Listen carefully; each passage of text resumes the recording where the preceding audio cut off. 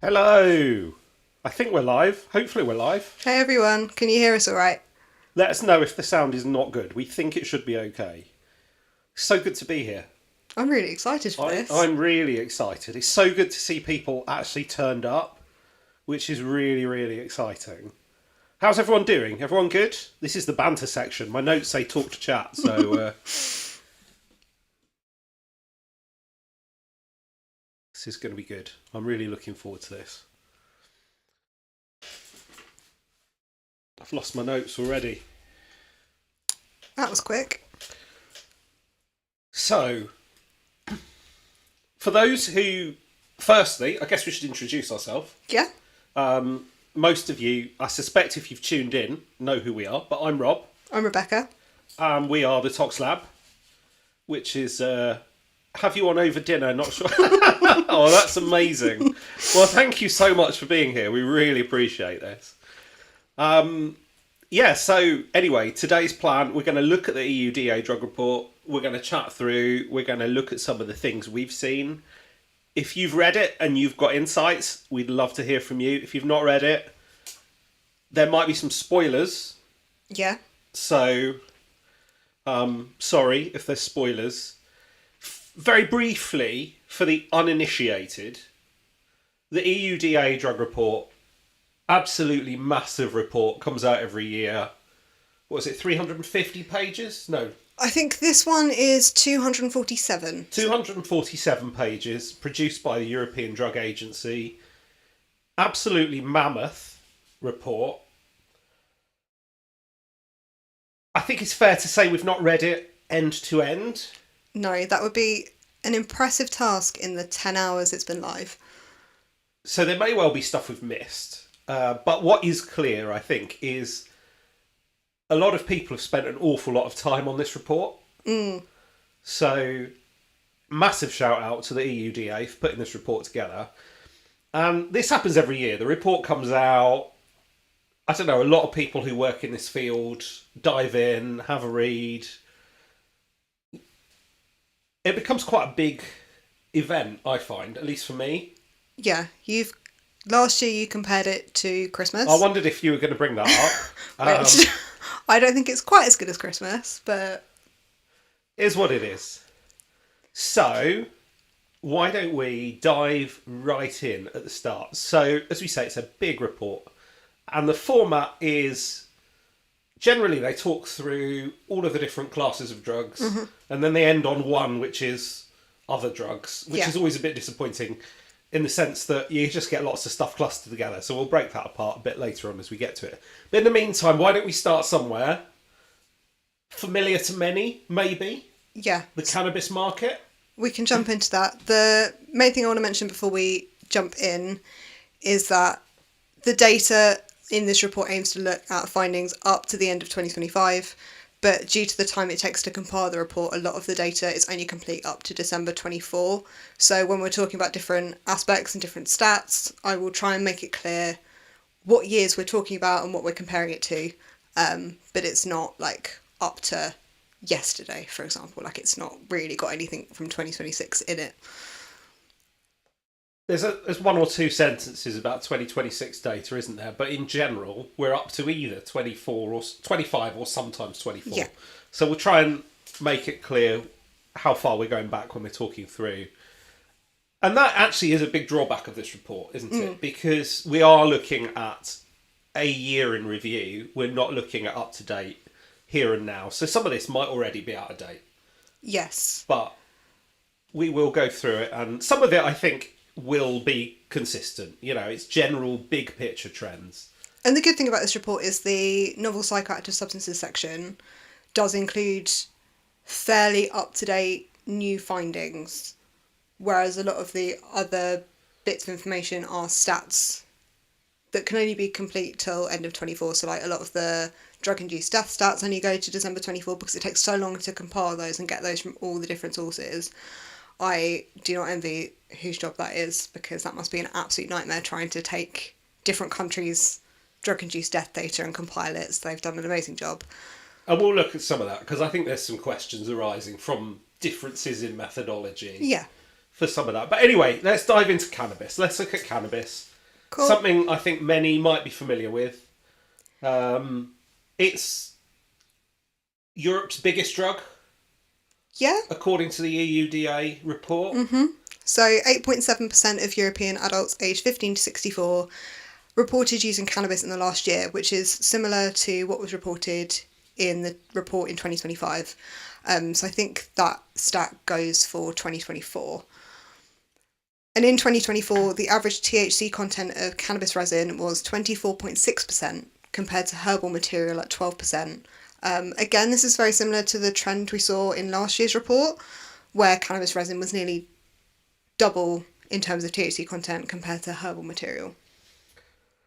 And I think this stat shocked me last year because traditionally cannabis resin was of lower potency than the herbal material. And you see a lot of the news headlines, don't you, talking about high potency skunk and things like that. Actually, some of the resin now is twice the THC content per gram at least, which is quite remarkable. But I think you're right. In general, the cannabis stats really this year weren't that exciting, were they? They weren't really. They were very similar to previous trends, which I don't know, I kind of feel like was expected. I wasn't really thinking it was going to change too much compared to what we talked about last year. And when looking at wastewater sampling, 44% of cities reported a decrease in the presence of carboxy metabolite that was detected, but 33% of cities reported an increase between the years 2024 and 2025. So for all the wastewater stats in this report, I believe they took wastewater samples for about a week in May of 2025, so that's what all the data is based on. And I'm assuming that they're comparing it to the same week in 2024. I don't know if anyone wants to fact check that and let me know. You've got to take the same week, right? You've got to, but my thing is with May... Because if I take it a week and a half earlier, I'm over 420. Yeah, but... Poor. But the issue is like, for certain quote-unquote party drugs, if there's a big festival going on in a big city one week in one year and a different week in the next year, you're going to have different proportions of drugs in wastewater. Yeah. So you'd have to find a balanced that's fair. week Yeah, of, that's fair. So if, for example, there's a big festival on in Paris or a sporting event or something, you're going to bias that data, aren't you? Yeah, so you kind of need to try and, and I don't know whether they've thought about this, try and find a week where you've got roughly the same sort of events going on in that week in Europe, which is near impossible to get right, because...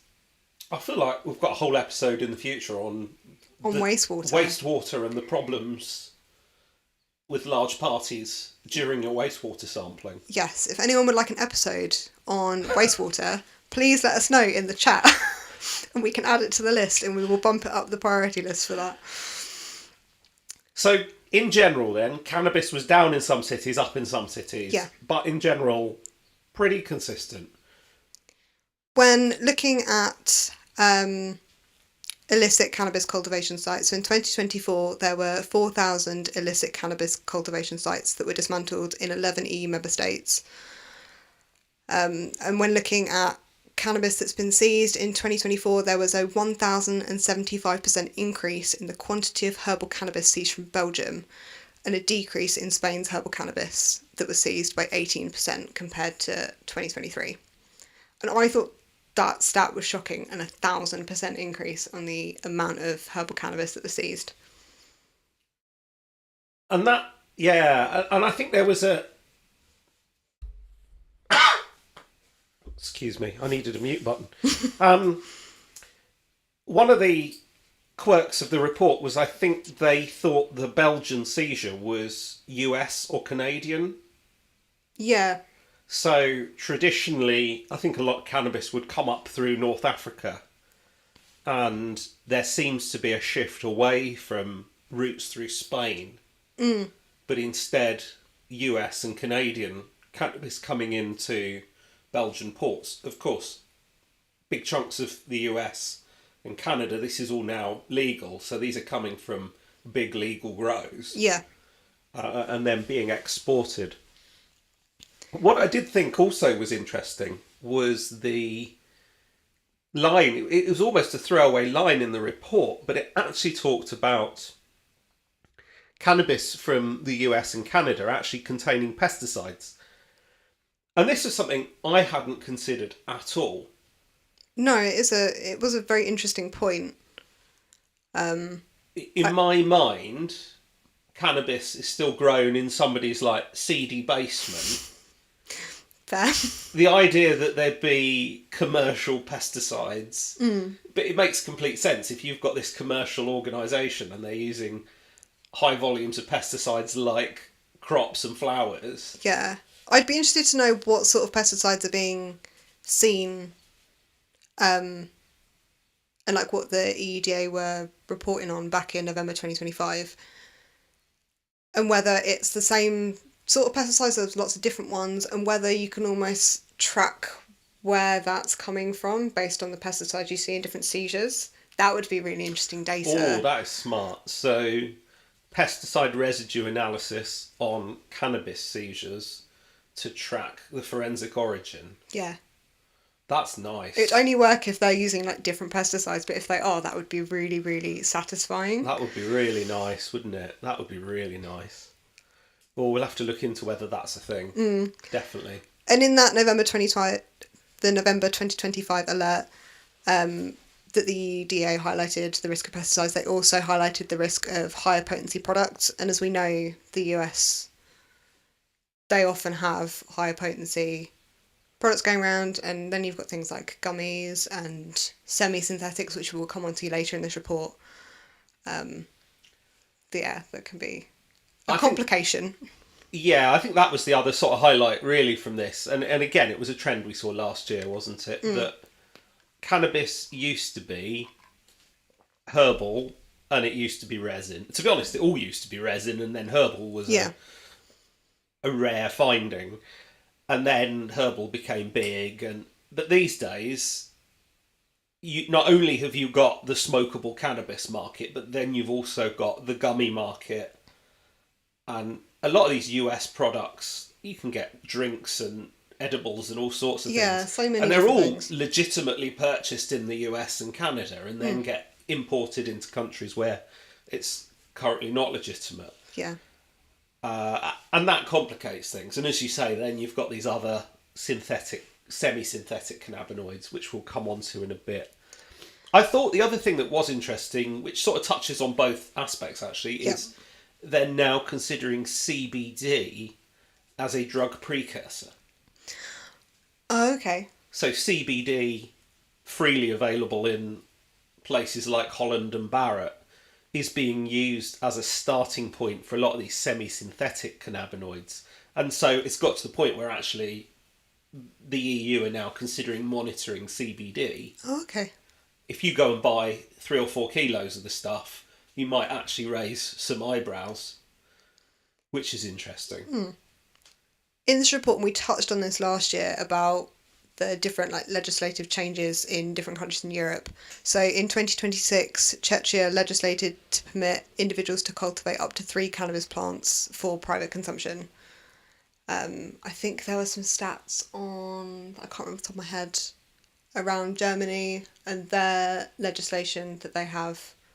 But it will be interesting to see what that does in next year or in 2 years' time when we're looking at the 2026 data, whether there is an absolutely massive spike coming from Czechia because there is now that legislation allowing people to grow 3 plants. Yeah, the same is true in Germany, isn't Yeah. it? That they've dropped the changed the rules there. What is interesting is I think the Netherlands historically has always had relatively relaxed legislation, and actually now is, compared to some countries, almost a conservative country. Yeah. So, it's interesting how that sort of shifted. But yeah, you're right. It will be interesting to see. I think that makes the whole market more complex because you can walk over a border and suddenly the rules have all changed. suddenly, yeah, that's it, exactly. And as we know, across Europe, there's not many hard borders. Can't wait to see what's in the hamper behind us. Maybe if you stay to the end of the stream, we'll have a look. I've no idea what's in the hamper. It's not anything exciting, I can promise you that. So, Anyway, moving on to let's cocaine. move on to cocaine. Let's consider cocaine. Now, this is the second most popular drug in Europe.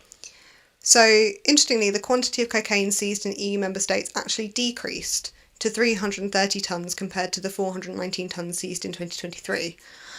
But it's speculated in this report, and I think we can mostly all agree that this is likely a representation of a shift in trafficking routes rather than an actual decrease, because the amount of cocaine that's available and is being produced in South America has actually increased. So when looking at different trafficking routes, it seems like smaller ports, at-sea transfers between vessels, manned and unmanned submersibles, drones, and complex physical and chemical concealment have been increasingly used to evade law enforcement. And some examples of this, so in 2026, 10 tonnes of cocaine concealed on a merchant ship were seized by the Spanish National Police and the Ministry of Interior. 508 kilos of cocaine were concealed and seized in an air freight by Luxembourg customs officers, and 4 tonnes were recovered from a speedboat by the Spanish tax agency, Civil Guard and National Police in 2024. So lots of alternative routes of transporting and getting cocaine across into Europe. Speedboat sounds very Miami Vice. Oh, it does, yeah. I think there was a few quirks. So you're right. In general, the seizures are down, but if you look at the wastewater, consumption is up. So I think probably the take-home message is it's getting in. It's just getting in through other routes. We've been hearing stories of narco subs and things like that for a while. Yeah. What I found interesting was the chemical concealment. Yes. So they've dismantled at least 3 or 4 labs across Europe where cocaine was coming in different forms. So it wasn't cocaine hydrochloride, it was maybe in sort of plastic resin and things like that. And then these labs are taking that concealed product and actually then turning it into cocaine hydrochloride again. So there's this sort of second science step. Yeah, so cocaine production in Europe is mostly concentrated in the Netherlands, and there were 5 other EU member states that reportedly dismantled processing sites like this, where they were taking plastics and then where they were concealing cocaine and then bringing it out again. So let me just... Oh, you've lost the mouse cursor. I've lost You're the trying mouse. to find a slide. I'm trying to find Use a the tech. slide. So what have you... so this was going to be my point. I think what's interesting is the cocaine-related death stats. And hopefully you can all see the slides. And really the big picture here, and it's perhaps not surprising, is that cocaine-only deaths are relatively rare, apart from in France. Yes, so that, for people who can't quite see the key at the bottom, is like the darky green colour. Cocaine with opioids only is a sort of darker blue. Cocaine with opioids and other substances is that lightish blue. Orange is cocaine with alcohol only. And cocaine with other substances but not opioids is in the grey. Apologies if anyone is colourblind. Yeah, if you're colourblind, this is not very friendly, is it? I did not make this figure. This is directly from the report. But yeah, no, it's very odd that in the stats for drug-induced deaths where cocaine's been involved in 2024, what surprised me, I think, the most is that for like France and Norway, there's no cocaine with alcohol-only deaths, and same with Turkey as well, actually. I was expecting a little bit of cocaine with alcohol only.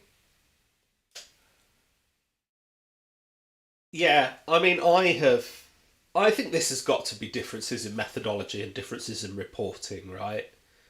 Because you're not telling me nobody mixes cocaine and alcohol in France. This has got to be differences in how people are recording this data, and it makes kind of case comparisons quite challenging, doesn't it? But I think the general picture here is that cocaine in general is often being mixed with other drugs. Yeah. And that's where it's occurring in these drug-related deaths. Yeah. And it does seem to be a lot of cocaine mixed in with opioids.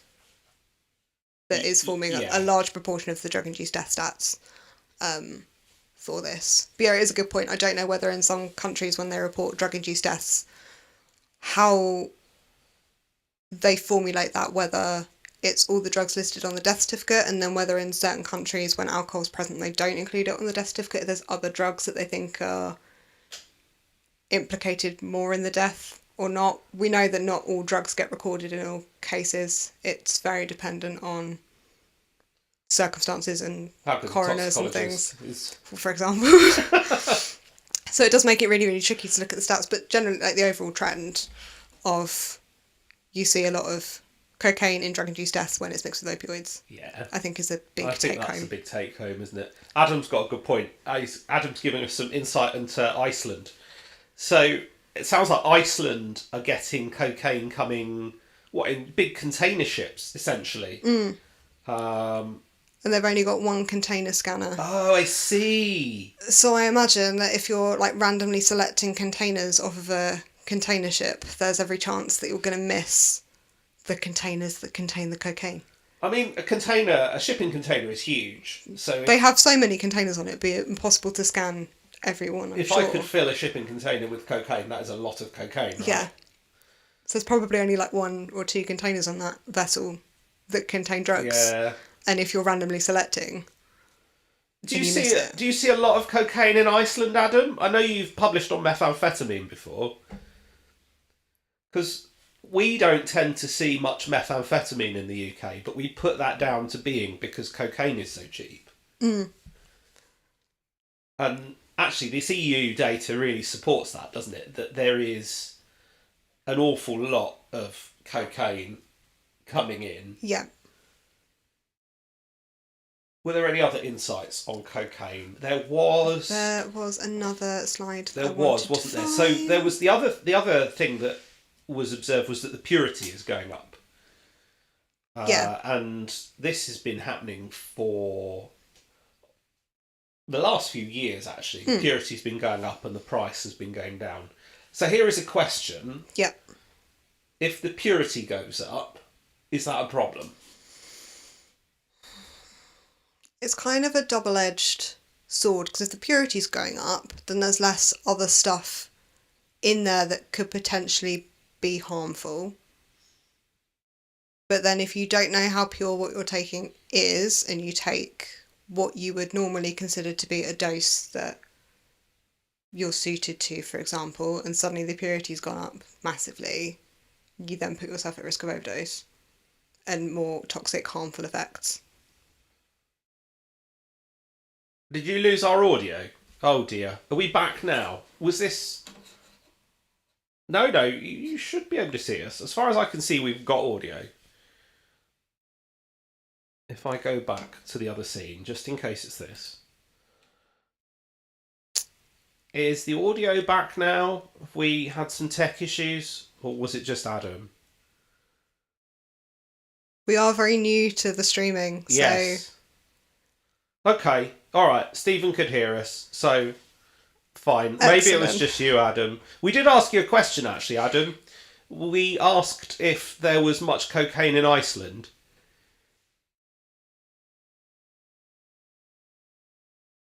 So that was purity, wasn't it? We talked about the purity. Yeah, so looking at actual numbers, 50% of cocaine samples had a purity of 80% or higher in 2024, and this has gone up to 65% of samples in 2025. So quite an increase in the proportion of samples that are of 80% or higher purity. And 80% is pretty high. Yeah. And when looking at the most frequently detected adulterants in cocaine, they were caffeine, procaine, phenacetin, and levamisole. So I feel like not many surprises there for a lot of people who do cocaine testing. No, levamisole comes and goes, doesn't it? We used to see a lot more of it than we do now. I tend to see it in clusters. Like I'll get a run where there's lots of levamisole in the cocaine and then you won't see anything. Yeah. So when looking at wastewater stats, bring up the lovely image from the report. So the orange blobs are where there's been an increase between 2024 and 2025 in the amount of cocaine detected in wastewater. Yellow is where this was stable between 2024 and 2025. Blue is where there was a decrease, and grey is where there was no data. So this is the mean daily amounts of benzylecgonine, so the metabolite of cocaine, for those of you who don't know, in milligrams per 1,000 population. And actually, those big circles, I've just looked at that scale. So that's the big circle is 2.5 grams per 1,000 people. Yeah. It's a reasonable amount, isn't it? That is a reasonable amount. So the cocaine residues in wastewater had increased in 57% of European cities from the 23 EU member states, Norway and Turkey, between 2024 and 2025. I think on average we've got lots of orange blobs there. I'm surprised they don't have some of the previous year's data, actually, from places like, well, most of Belgium, isn't it? Yeah, I don't know whether it was just where they couldn't get a sample properly. They were done between over a week between March and May 2025. So maybe there was a problem with collection, or they just weren't able to get samples in that area. I don't know. Interesting. Okay, right. Let's move on then. So what's next? So moving on to MDMA. We can talk about MDMA. Don't have loads on MDMA from this report. So there was an increase in the proportion of MDMA samples that have been adulterated. So 9% of samples in 2024 were adulterated, and in 2025 this has gone up to 15%. When looking at substances that were found in the adulterated MDMA, you've got cathinones, you've got cocaine, you've got ketamine, but there was also things like inert compounds, unknowns, magnesium sulfate, and 2CB also made that list. Unknown just means they need a better toxicologist. No, I'm being really mean. You're I'm being really so mean. harsh. I'm being really so mean. harsh. It's tricky, isn't it? Because in general, I think MDMA is what it says on the tin, but actually this data suggests that that pattern might be changing again. Historically, MDMA was what it said on the tin, and then for a period it wasn't. And then it kind of came back and we saw a lot of high purity, well, high purity is the wrong word, higher dosed tablets. Yeah.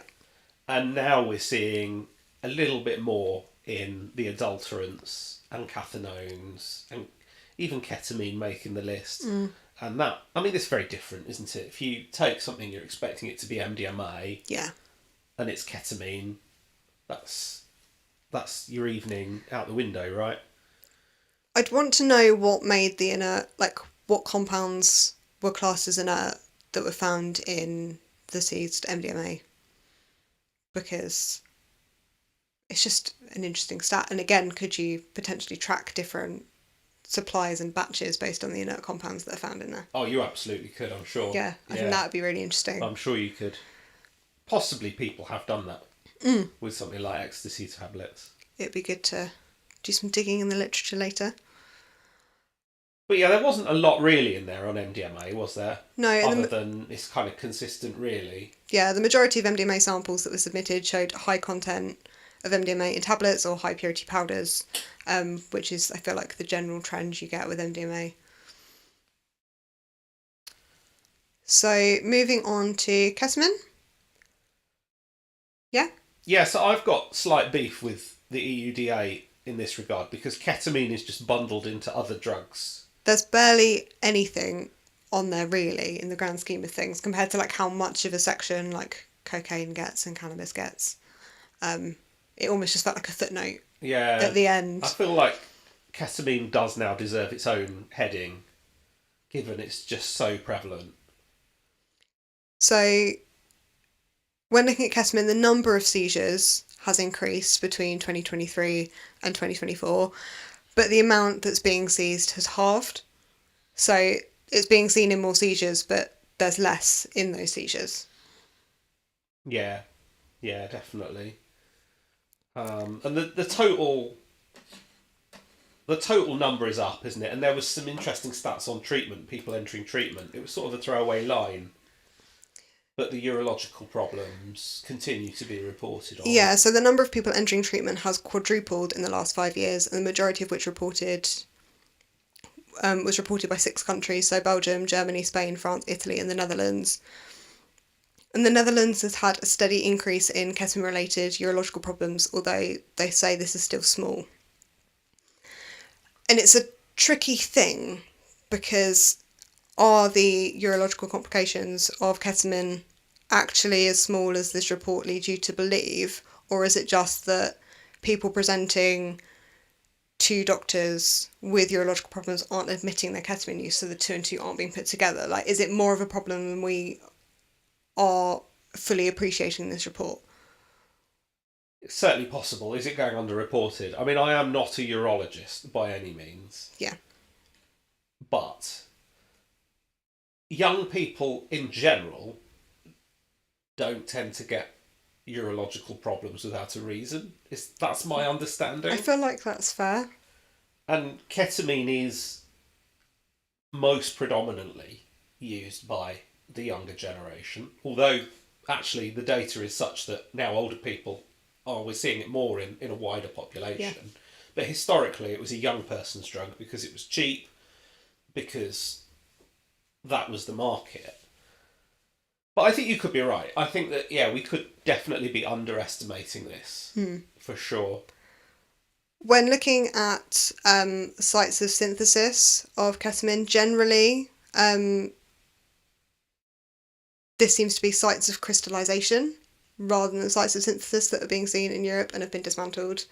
But again, they didn't really go into huge amounts of detail on that either. So I was surprised by the fact that there was any synthesis at all. Because my understanding was that ketamine was predominantly diverted medicine. Yeah. And that a lot of it was being produced entirely legitimately in factories in places like India, being shipped to Europe and then vanishing on its way to hospitals and places like that. But the fact that there were synthesis labs surprised me a little bit.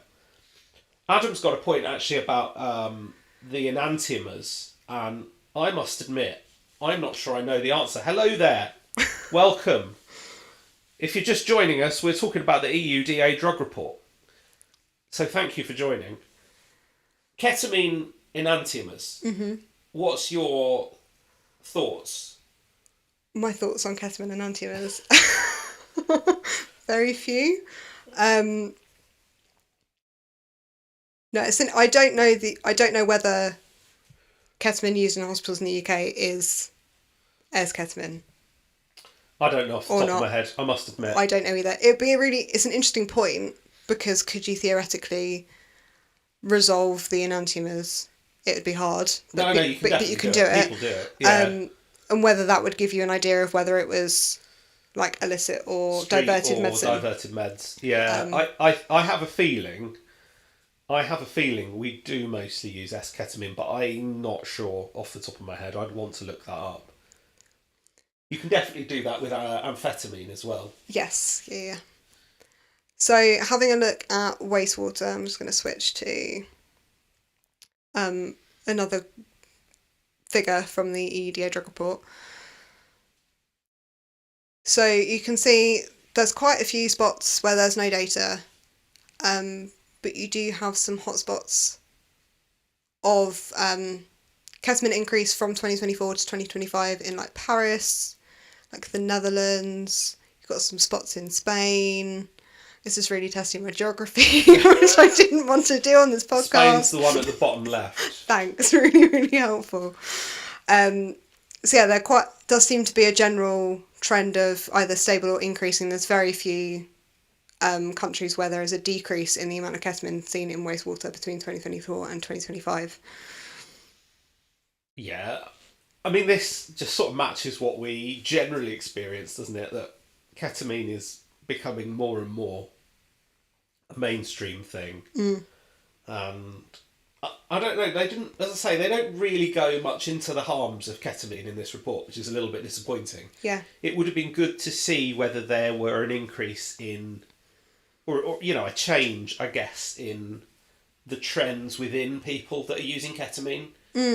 Are people using it more frequently, or are more people using ketamine? Because this pattern could be either, couldn't it? It could be either. The same people are using now more ketamine than they were a year ago, or wider, or both. It could be both. I'd be interesting to have some more stats. I don't remember seeing it in the report, but feel free to correct me if I'm wrong if anyone's read it and they found this stat about the trend in ketamine use in, say, like the under 30s, and whether there is an increase in ketamine use in Europe in like that younger age group, where, because a lot of them are now not drinking and moving on to other things, so is that reflected in the stats that we have access to? I think one of the other issues as well is that we're seeing more and more dependent ketamine use, but there's not really any services built to help people with ketamine dependence. Yeah. And that can be a real challenge, actually, for some people. All of the dependency clinics are built for opioids, and we've kind of got a bit of experience with cocaine and benzos or alcohol, but actually ketamine in its own, there are very few, I think, clinics designed specifically for ketamine dependence. It's becoming a bigger problem than the services actually exist to kind of help these people at the moment. That is a good point. Where were the synthesis labs? There was mention, wasn't there? Oh, we might have to go and have a search for that one. Let me just do some searching. Yeah, we'll let Rebecca actually look it up rather than me try and guess. I want to say Czechia, but I could be making that up. But I was surprised. I was surprised by the synthesis labs. As I say, it opened my eyes a bit to where this ketamine was coming from. And, Adam's point actually about the enantiomers, I guess that makes sense. If most medical stuff is S-ketamine. Ah, yes. Yeah, so it seems to be the trend in Iceland. And the nasal but the nasal spray for depression, you're right, that is often S-ketamine, or that is exclusively S-ketamine, because I believe a company has, patented it. But we see a lot of ketamine as an anaesthetic in sort of intravenous use in hospitals, and that was where I thought a lot of it was going.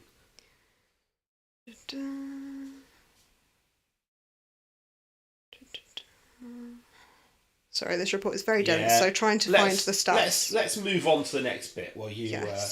we'll come back to ketamine if we find that stat. Yes. We're then going to have just a quick look. Again, GHB isn't really mentioned in this report a huge amount. It is kind of bundled in with everything else. But this is the GHB in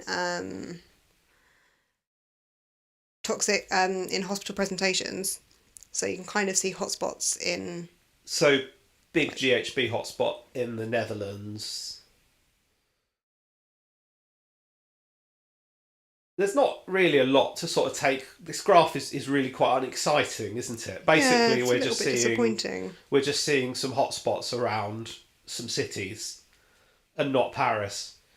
I'm not quite sure what to make of this graph, to be honest. What was our next topic? We were gonna then take a turn into... Let's go back to here. That's better.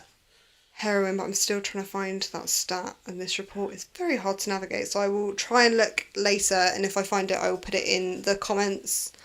Yeah, we'll drop a comment somewhere. So heroin. I mean, heroin's the big one, right? Heroin is probably the one that is both implicated in some of the biggest harms. Yeah. But also, I think at this point in time, undergoing some of the biggest changes. And, I mean, I thought... So last year we took some predictions, didn't we? We did. You want to dive into those now? Yeah, well, I think we should jump into at least one of my predictions from last year, because I predicted that the situation in Afghanistan was going to lead to a general reduction in heroin availability and therefore a rise in synthetics. And we'll come to the synthetics in a moment, but I was completely wrong on the heroin front. So in this report, apparently there was approximately 12,000 tonnes of opium in 2025 in Afghanistan. So that backup supply that we were all expecting would have run out by now. There's still quite a bit there. And Pakistan has emerged as a source of opium and heroin, with satellite imagery suggesting around 9,116 hectares of opium poppy cultivation in 2025, which possibly rivals the outputs from Afghanistan in 2025. So I don't think we're going to experience that opium shortage that we were all fearing. There seems to be like that production and supply has shifted to fill that gap in the market. So a lot of the producers from Afghanistan essentially sort of moved southwest, across the border, and set up shop, essentially doing what they were doing before, but now in the border with Pakistan. And it doesn't look like there's going to be an opium shortage, quite as we feared. I don't quite know what the long-term outcome will be, but because, we'll come on to it now, we're still seeing a rise in synthetics alongside the fact that there's plenty of heroin, right? Yeah, and there has actually been a pattern of decline in seizures of heroin in Europe. So there were 3.6 tonnes of heroin seized in 2024 compared to 9.5 tonnes seized in 2021. So there is like a decline in what is being seized. But we saw that with cocaine, and yet wastewater said the opposite. So are we just missing it? Possibly. I think it's unclear, isn't it? But following on from heroin, of course, we've got the novel synthetic opioids. Which I think anyone who listens to this podcast knows that's probably my favourite topic. So in 2024, authorities in 10 countries detected more than 50,000 nitazene-containing tablets, which is up from what was detected in 2023 at 23,000 tablets, which is quite a terrifying number of nitazene tablets. Yeah, it doesn't bear thinking about, does it?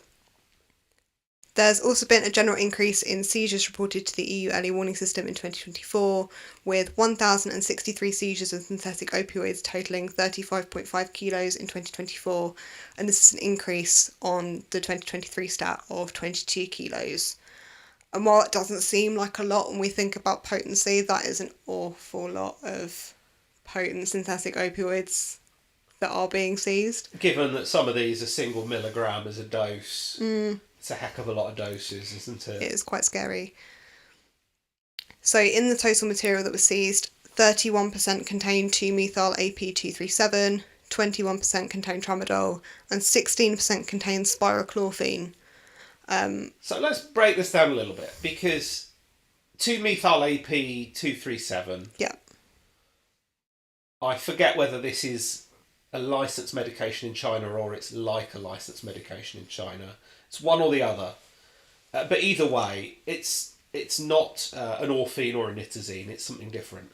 This is not something I've come across, and yet there was some huge seizures of this material, which is interesting in itself. And then the other one was the spirochlorphine, which... Yeah, that surprised me.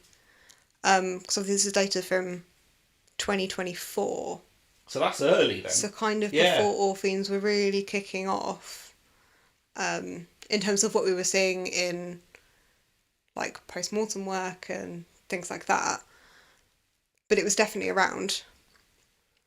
And it was all clustered, wasn't it, was it Estonia and Latvia?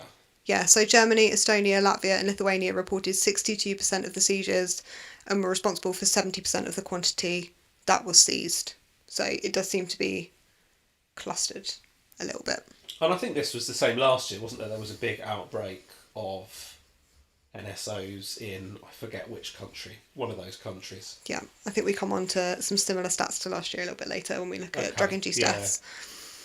So in 2025, 7 new synthetic opioids were formally notified to the EU early warning system, including 3 nitazenes and 3 orphines. So these included, and apologies for the really complicated long names, but 5,6-dichloro-desmethylchlorphine, also known as SR17018, which I think is what a lot of us know it as, cyclorphine, ethylene, isotonitazepine or N-pyridine isotoniazine, methadone, protodesnitazene, and spirochlorphine. So quite a few. Yeah. Quite a few new opioids, and some of these aren't new, are they? We've talked about this before. SR whatever it was. 17018. I knew that actually. That was one of the old, synthesized in the 60s. Yeah. Never returned to use, never saw use, and seems to have now emerged as an MPS. And this is a pattern we keep seeing. So the finding of isotoniazepine or N-pyridine isotoniazepine being reported in 2025, we saw and have recently published our report on a cluster of cases that we saw back in, was it October 2024 from memory? Yeah. End of 2024. So it's interesting in that delay. It might just be a delay in reporting to the EU early warning system and when they've managed to collate the data and update the website. We told them. Well, no, but we are also, being from the UK, not included in this report. Yeah, fair. So, yeah, it would be interesting to see when that sample was actually collected from, because we all know there's going to be a delay between a collection or submission or a post-mortem blood sample being collected and it being tested, and then a further delay in it being reported, whether this was actually collected or whatever earlier on in 2025, because I think this one was not reported till March. So yeah, so it'd be interesting to see whether it was earlier in 2025 or later in 2024, for example, and it's just the delay that's kind of skewing when things were seen. And since the generic ban in China on nitazines in July 2025, nitazene availability seems to have decreased and orphines may be taking their place, with 11 countries detecting cyclorphine and 6 detecting spirochlorphine. And between June 2024 and January 2026, 5 EU member states reported 5 cases of acute non-fatal poisoning and 18 deaths with confirmed exposure to orphines, mainly cyclorphine. So, have nitazines gone, and will there be new nitazines in China? Interestingly, I don't think nitazines have gone. No. I would have thought they would have done. You're right. China has subsequently included generic controls. Our experience isn't really that. Our experience is that every so often an old nitazene seems to appear again. So they do still seem to be around. And I think there's a lot of theories. One of the general trends, actually, within this whole report is that a lot of the MPS are possibly moving away from Chinese synthesis and import and now in-country synthesis. So I think there could be a lot that's going on within countries. But your point also is fair. Will there be a new nitazene from China? Possibly. It would have to be ban evading. And the Chinese ban, I think, is quite strict. I think it's stricter than the UK generic definition. But could there be one? Possibly. But then we've got the orphines, and the orphines do evade that nitazene ban. So I think that's possibly the direction at the moment, moving away from nitazines towards orphines. But nitazines are still around. So if any of you have tuned in to our update on novel opioids, which was a couple of episodes back, we talked about cyclorphine being missold as a benzo prodrug, triazolobenzophenone, in Germany in September 2025, and this also made the report. So it does seem to be more confirmed, because I think the sources we were looking at for that weren't entirely clear as to what it was, but it seems to be being sold originally as a benzo prodrug, but is containing cyclorphine.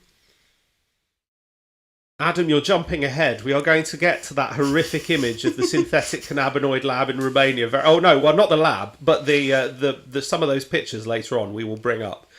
What have we got more on opioids? Yep, so I've got a couple more bits. Oh, that's right. Yes.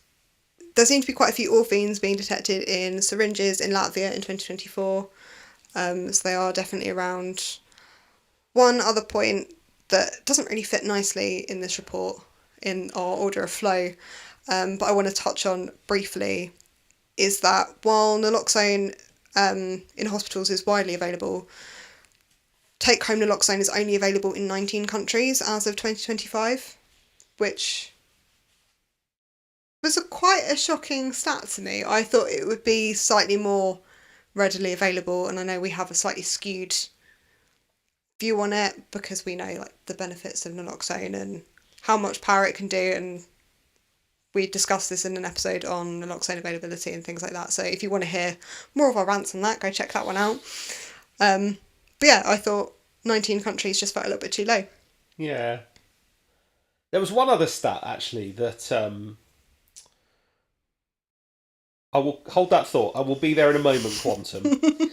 One other stat that struck me in this report, actually, was there was actually a methadone lab that was Oh, yes, there raided, was, yeah. and they seized 195 kilos of methadone being synthesized.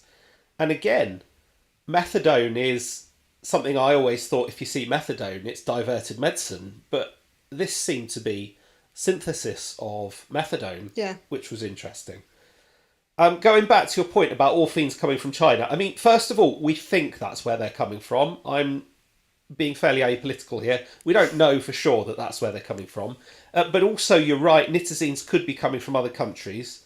And there are a few other countries around certain parts of the world that have a booming chemical industry. Places like, for example, India, but not necessarily. And it is possible that they are coming from there. But again, I don't have good data on this. This is all, I think, speculative at the moment. Yeah. So one of the things that I think stood out to me in this report was there seemed to be a little bit of a fentanyl crisis in Bulgaria. So between 2024 and 2025, fentanyl had been associated with over 100 drug-induced deaths in Bulgaria. And during 2024, police seized multiple kilos of material containing fentanyl across Bulgaria. In addition to this, at the end of 2024, 30 kilos of the fentanyl precursor N-Boc 4 piperidone was seized across 4 seizures in Spain and the Netherlands. And I thought this was quite surprising because generally, I'm being very, very general here, you don't really see that much fentanyl, at least like in the UK and in Europe, as you do in the States, where it is a massive problem. So is this the start of the fentanyl wave that the US has seen? I really hope not, but No, I'm it's slightly interesting. worried that it might be. Yeah, no, it was a really interesting finding. In particular, as you say, it seems to be, was it Bulgaria? Yeah. There was a big cluster. Yeah. And carfentanil had also been detected in syringes in Lithuania and Latvia as well. So there are definitely like fentanyl-like highly potent opioids in Europe that might be causing a problem too. And carfentanil terrifies me because even the nitazines and the orphines aren't quite as potent as carfentanil. It is a scary one. Yeah. Okay, so Move on to NPS. general NPS then. So 50 new NPS were notified for the first time in 2025. And in 2024, the number of seizures of NPS and the quantity of seizures had increased compared to that we saw in 2023. In 2025, there were 27 new cannabinoids identified, with 16 of these being semi-synthetic, and this represented over 50% of the new substances reported to the EU early warning system. And that's the big stat, isn't it? The semi-synthetic cannabinoids. So as I was going back to earlier about CBD being a precursor compound, this seems to be the direction of travel. More and more variants of cannabis.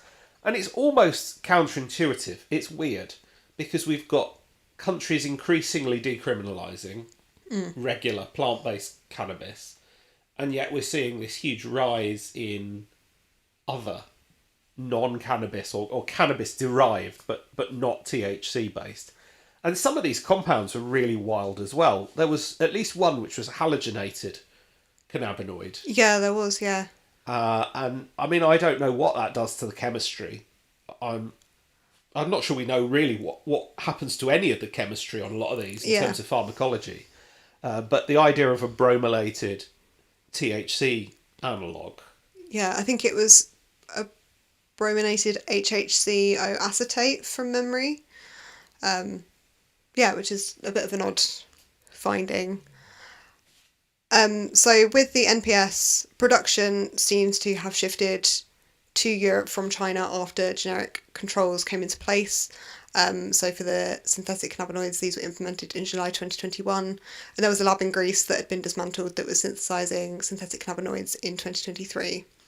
And in 2024, over 107 kilos of powder and 130 litres of MDMB 4A and Panaca were seized in the Netherlands. There was also, back in September 2025, in Czechia, reports of an outbreak of poisonings linked to MDMB Panaca and MDMB 4A and Panaca, and these were being sold as legal highs. That picture. I can find the picture. I think what's interesting with the synthetic cannabinoids is we're still seeing the same old compounds. They do seem to be these older MDMB 4E and Panaca. Yeah, that seems to be one that has stuck around for quite a while and seems to be fairly popular. If that's the right word. I don't know whether that is the right word, but I've just gone straight past the picture. Yeah, it's an interesting market, I think, the synthetic cannabinoids. So, I mean, I don't know what it's like in other places in Europe, but in general, we see synthetic cannabinoids. They're big in prisons. They're big amongst the street community. They're not really compounds that people like to take, but these terrified me. So these were products containing containing the synthetic cannabinoids. Yeah, so these were the products that were seized in Czechia that were linked to the string of poisonings. So contained MDMB Panaca and MDMB 4A and Panaca. And just the imagery on the front of them is pretty terrifying. I don't think that's the sort of thing I'd want to be looking at if I was under the influence of a cannabinoid. No, they famously, particularly these synthetic ones, have more anxiety than some of the high potency THC compounds. That is not a picture I want to be seeing. Yeah. But this, I think, was the Romanian synthetic, or this was a semi-synthetic cannabinoid facility. So, I mean, it's fairly large scale, isn't it? They're doing some big synthesis here. Yeah, so that was one from Romania for the semi-synthetics, and then slightly further up, this was a warehouse and production facility that was raided in Greece in 2023 that were producing synthetic cannabinoids. So again, you've got like images of the Joker and stuff on the front of their packaging to, I guess, try and appeal to lots of people. Terrifying imagery. Are they blotters or are they packets of herbal material? I think they're packets of herbal material. It's quite hard to tell from the picture because there's a massive glare on the on the camera.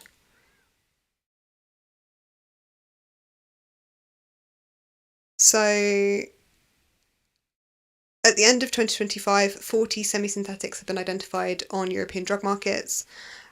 And not that long ago, in December 2025, HHC was placed under international control, and this was one of the first semi-synthetics that we were seeing. So HHC acetate and HHCP have been found and are thought to be taking the place of HHC, which again is a trend we see in a lot of the NPS market. One gets banned, another one crops up, and we just kind of see that cat and mouse game with controls.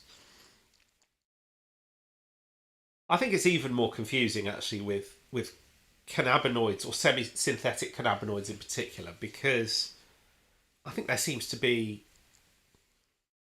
a misconsensus over what is legal and what isn't. Because in the UK, CBD is completely okay. Yeah. Indeed, endorsed by the Food Standards Agency.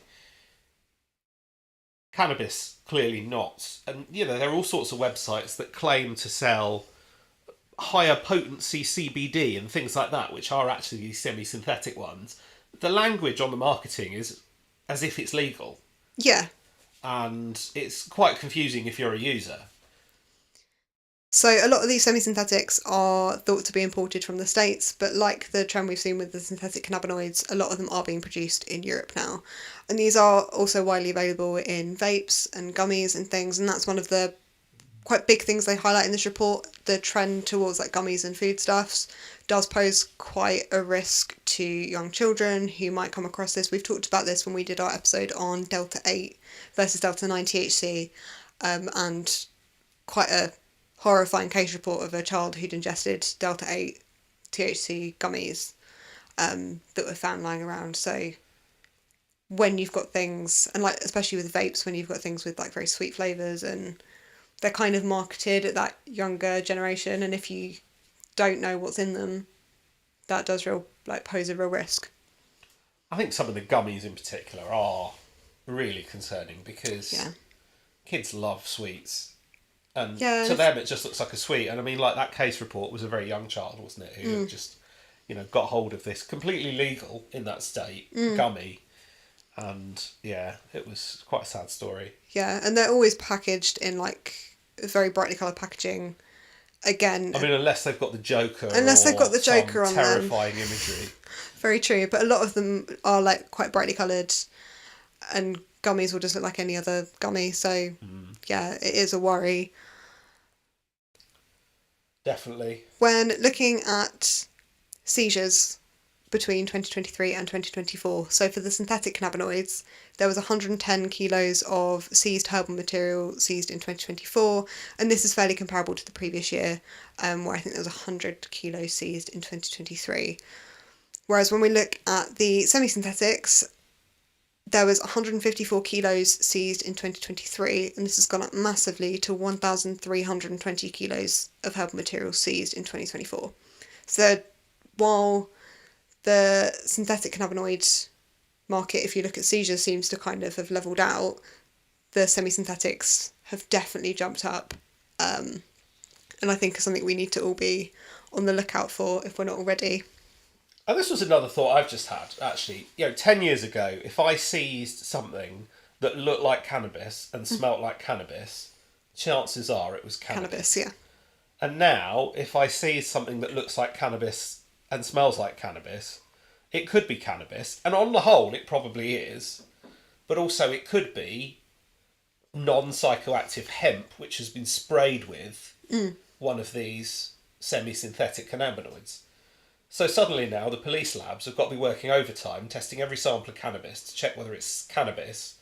I suspect they're not. I suspect a lot of them is if it looks and smells like cannabis, then it's being called cannabis. So actually these stats might well be underrepresented. Moving on to synthetic cathinones. So seizures of synthetic cathinones continue to increase, and 4 new cathinones were reported in 2025.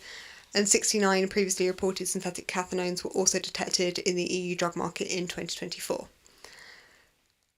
There is, again, a little bit of mis-selling of these. So N-ethyl or pentadrone was being increasingly missold as 3-MMC in 2025, and this led to an increase in unintended consumption and an increase in poisonings and presentations to hospital.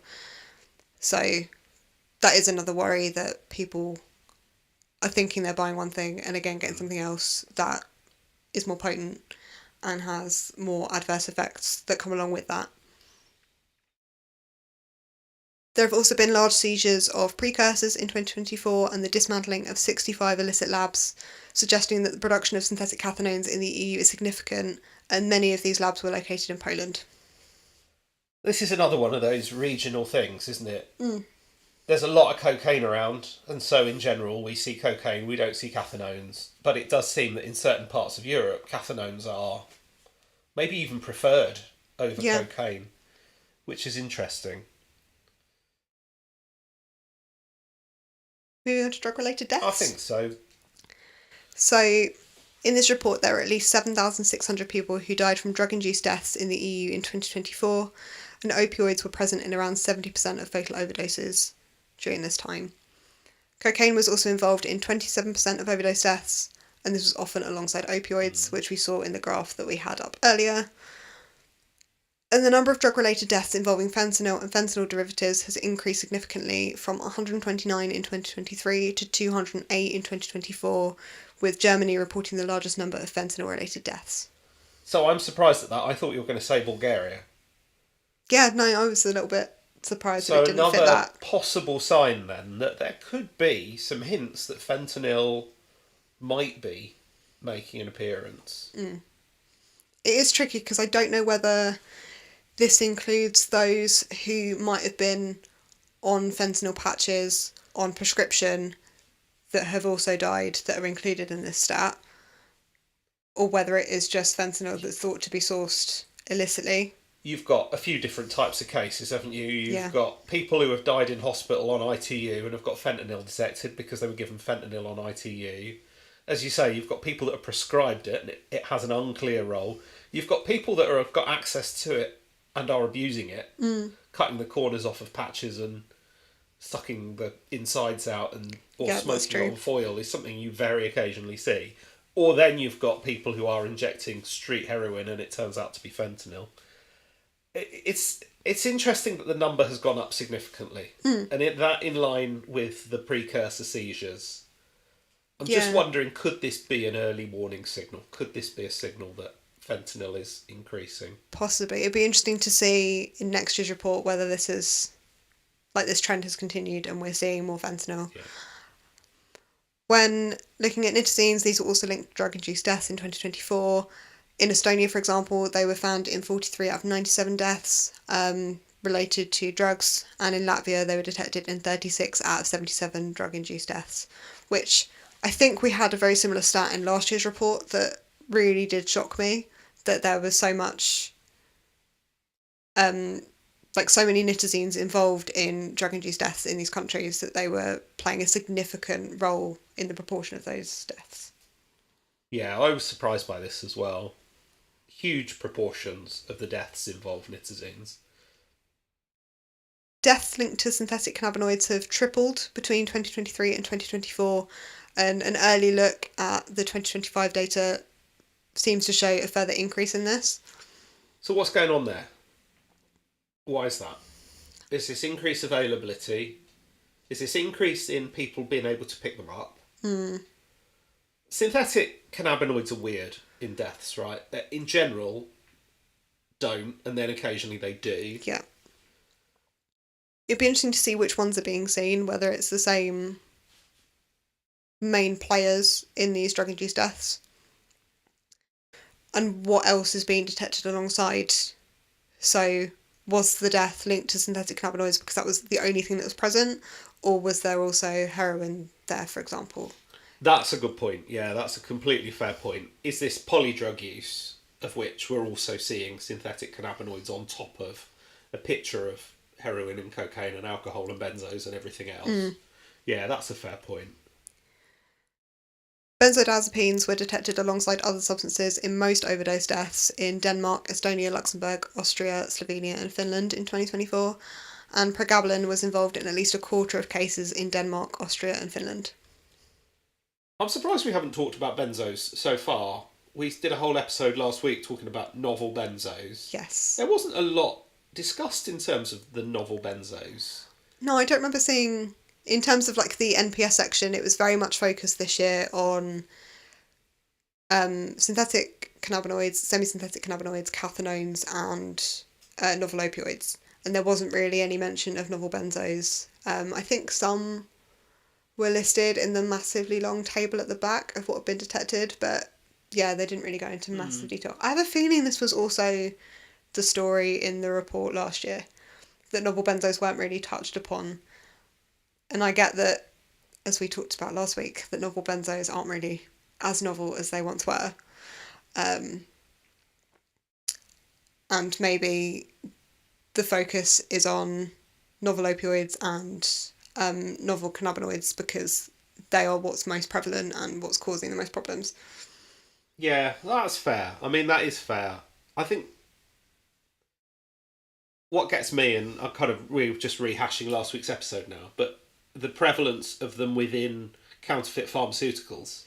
And that seems to be a big thing that's going on. I'm surprised that they weren't mentioned in that context in this report, but maybe they were, and they were just hidden in one of the many 274 pages you know what? that You're we absolutely haven't. right. Maybe we just missed it. That is completely fair. That we haven't had a That chance is to completely fair. look through. I do remember seeing ethyl bromazolam being mentioned in the table.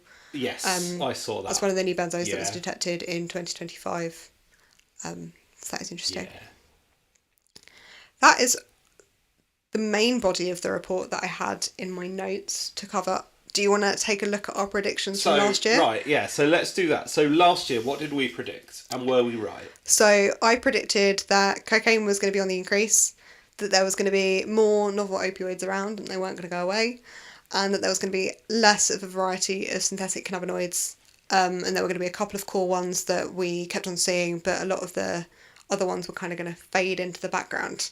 And I think I've done pretty well on my predictions. I think you're right. I think your prediction was pretty much on the nose, actually. So, while cocaine seizures are down, wastewater analysis and everything else seems to show that cocaine is on the increase again. We are seeing more novel opioids, less of the nitazines, but we're seeing orphines kind of filling that gap, so they're definitely around. And with the synthetic cannabinoids, I think it kind of remains to be seen, but we were seeing a lot of MDMB, Fourier and Panaca and things like that. Less obscure ones mentioned in the main body of this report compared to last year. So I think I did all right on my predictions. I think you did. So my predictions, I thought we were going to see a drought of heroin. Which is wrong. Which was wrong, because apparently, A, there's lots of stockpiles, and B, yeah. Pakistan appears to have picked up some of the slack. I predicted... What else did I predict? The cannabis market was going to get more complicated with I was right there. Different regulatory processes. Oh, yeah, I wasn't quite right there, was I? I thought the cannabis market would get complex, but I thought it would get complex because of weird border situations where something was legal here and something not legal there. Similar to what we've seen in the US with, like, some states... Cannabis isn't legal, so there's Delta 8 and things like that. That was kind of my model. I was wrong there as well. I mean, I don't think you were necessarily wrong. I just don't think you were proven right in this report. No. And my most controversial prediction was an increase in ketamine analogues, because I thought, well, ketamine's getting big. People are going to try and get ahead of the legislation. Apparently not. Yeah, barely any ketamine barely mentioned. Barely any ketamine mentioned. And no ketamine Virtually analogues. no ketamine analogues. There might have been one, possibly, reported. Buried in the depths of the report. Yeah.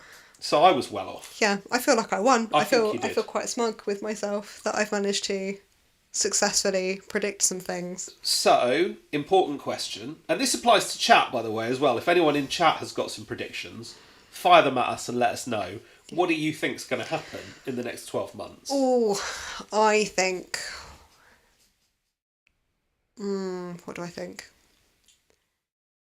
I think novel opioids are definitely not going to go away. I'm slightly worried that in Europe we're going to see a little bit of an increase in, like, the fentanyl situation we've kind of alluded to. So that's one. I think, again, cannabis and cocaine is going to continue to rise, because that seems to be the ongoing trend. What's a good third prediction? Anyone in chat got a good third prediction? So, I think you're probably right. I'm slightly worried about the fentanyl, and maybe this is nothing. Maybe this is a quirk. Maybe it's not going to be a thing, but I think there's a chance it could be a thing. Oh, I'm not sure what's going to happen to the synthetic cannabinoid market this time round. No, I don't know. I think maybe semi-synthetics might overtake the synthetic cannabinoids. Possibly, in, like, terms of like seizures, which we've already seen, whether that trend continues, and in just general usage. Yeah. Possibly. Certainly possible.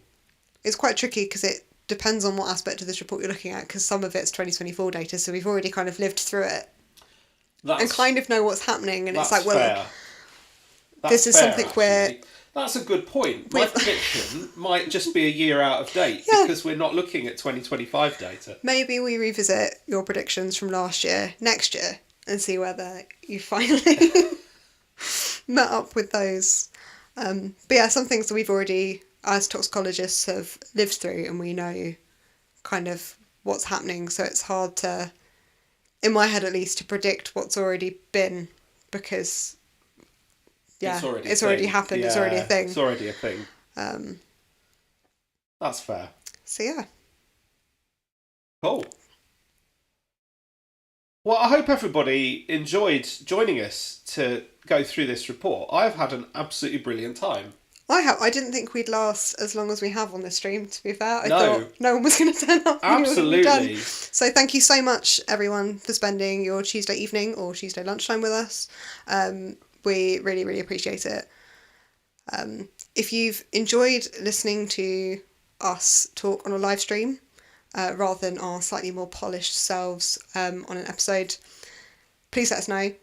We might be up for doing more of these in the future, possibly for our 2-year anniversary episode. I mean, I've had a great time. I'm well up for doing this again. So we can definitely think about doing that if you guys have enjoyed Definitely.